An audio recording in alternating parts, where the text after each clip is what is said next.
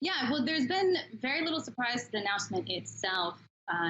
Malaysians have been waiting for several weeks for him to make the announcement and dissolve parliament and essentially kick off the election campaign season. It's been 5 years, so as you mentioned, his term is coming to the end. What was more of a surprise was the day.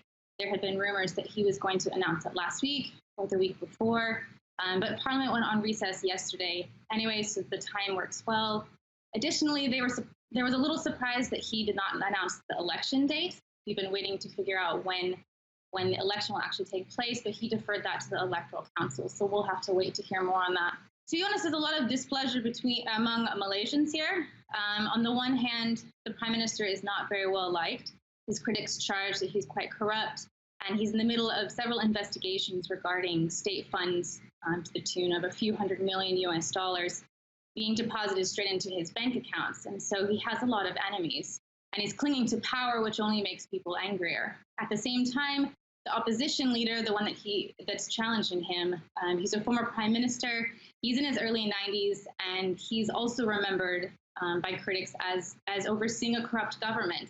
He has his own investigations that he's had to deal with in the past, and so neither one of the candidates are considered clean.